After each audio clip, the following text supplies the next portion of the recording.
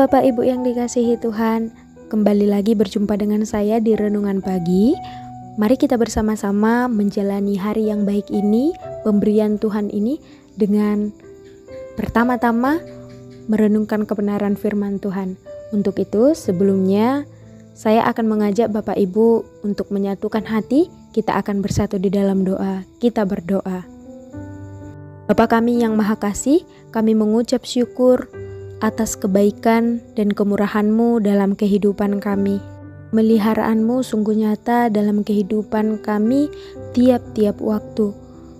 Terbukti sepanjang malam Engkau memberkati setiap peristirahatan kami anak-anak-Mu, dan bahkan pada pagi hari ini Engkau boleh membangunkan kami dengan keadaan yang baik dan penuh dengan sukacita.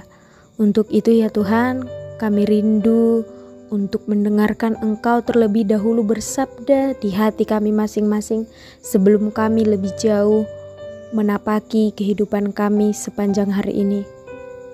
Kata-katalah Engkau ya Tuhan, dan kami anak-anak-Mu telah siap dengar-dengaran akan kebenaran firman Tuhan. Haleluya, amin. Pak Ibu yang dikasihi Tuhan, pada pagi hari ini kita akan bersama-sama merenungkan kebenaran firman Tuhan yang terambil dari kitab Amsal pasal 14 ayat yang ke-26 dengan sebuah tema, aman ketika takut akan Tuhan. Aman ketika takut akan Tuhan. Sebelum kita lebih jauh merenungkan kebenaran firman Tuhan ini, saya akan membacakan terlebih dahulu bagi kita semua isi dari kebenaran firman Tuhan ini. Inilah firman Tuhan. Dalam takut akan Tuhan ada ketentraman yang besar, bahkan ada perlindungan bagi anak-anaknya. Sekali lagi saya bacakan. Dalam takut akan Tuhan ada ketentraman yang besar, bahkan ada perlindungan bagi anak-anaknya. Rasa takut bukanlah hal yang asing atau baru dalam kehidupan setiap orang. Tetapi justru rasa takut ini seringkali diarahkan pada hal yang tidak sepatutnya menurut kehendak Tuhan. Kira-kira rasa takut hal apa saja ya yang tidak sesuai dengan kebenaran firman Tuhan? Pak Ibu yang terkasih, dalam perjalanan hidup kita, seringkali kita menaruh rasa takut kita terhadap keuangan, masalah teman hidup, masa depan, pekerjaan, atau bahkan keluarga, serta hal-hal yang lainnya. Nah, hal inilah ketakutan-ketakutan yang tidak sesuai dengan kebenaran firman Tuhan.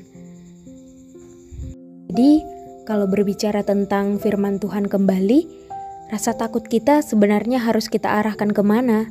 Tentu itu yang akan muncul dalam hati kita masing-masing. Disesuai dengan kebenaran firman Tuhan yang telah kita baca tadi di awal, dalam takut akan Tuhan ada ketentraman yang besar, bahkan ada perlindungan bagi anak-anaknya. Jadi rasa takut kita harus kita berikan sepenuhnya kepada Tuhan. Rasa takut di sini bukan berarti kita takut kepada Tuhan karena kita takut dihukum ataupun diberikan sesuatu hal yang tidak baik ketika kita tidak taat kepada Tuhan. Tapi ketakutan yang saya maksud di sini adalah sikap hati yang hormat terhadap Tuhan. Hingga dengan demikian, kita mengakui dalam kehidupan kita bahwa kuasa Tuhan itu lebih besar daripada apapun yang ada di dunia ini. Tahukah Bapak Ibu yang dikasihi Tuhan, jika kita menaruh rasa takut itu lebih besar terhadap masalah keuangan, masalah teman hidup, masa depan, pekerjaan, ataupun keluarga tadi, itu secara tidak langsung akan menandakan kita berpikir bahwa masalah-masalah tersebut lebih besar dan lebih kuat daripada Tuhan yang tinggal di dalam hati kita masing-masing. Sungguh kenyataan yang keliru jika kita memberikan rasa takut kita kepada masalah, karena faktanya tidak ada masalah yang lebih besar daripada Tuhan kita. Mari Bapak Ibu kita kembali melihat nats firman Tuhan sebagai dasar perenungan kita tadi. Dalam takut akan Tuhan ada ketentraman yang besar, bahkan ada perlindungan bagi anak-anaknya. Ketentraman di sini dapat diartikan sebagai sebuah kondisi yang aman, tenang, dan stabil. Hal ini pun dapat berarti bahwa ketika kita takut akan Tuhan, maka dalam keadaan sekacau apapun, kita akan dapat tenang dan tentram di dalam Tuhan. Mungkin saja kondisi di sekitar kita mengakibatkan 1.000 orang rebah dan bahkan 10.000 orang rebah di kanan kita. Tetapi melihat kondisi tersebut, kita akan tetap bisa tenang menghadapi hal tersebut karena kita sepenuhnya sudah menjadi pribadi yang takut akan Tuhan. Menjadi pribadi yang sudah mempercayakan hidup sepenuhnya dipimpin oleh Tuhan. Sehingga sebesar apapun masalah akan mampu kita lewati. Seperti janji firman Tuhan ini, ketika kita menjadi pribadi yang takut akan Tuhan, maka ketentraman yang besar ini akan menjadi bagian dalam kehidupan kita dan keluarga kita. Bahkan bukan hanya sekedar ketentraman, perlindungan juga telah dijanjikan sesuai dengan kebenaran firman Tuhan ini. Dalam kehidupan kita tidak perlu lagi takut pada hal apapun selain Tuhan. Karena hidup kita telah dijamin, hidup kita akan mengalami damai, sukacita, dan ketentraman ini tadi. Bahkan tiap langkah kehidupan kita sudah dan akan terus dilindungi oleh Tuhan. Itu adalah janji bagi setiap orang yang mau berkomitmen mengambil langkah untuk terus hidup menjadi pribadi yang takut akan Tuhan. Demikianlah Bapak Ibu yang dikasihi Tuhan, perenungan kita pada pagi hari ini aman ketika takut akan Tuhan.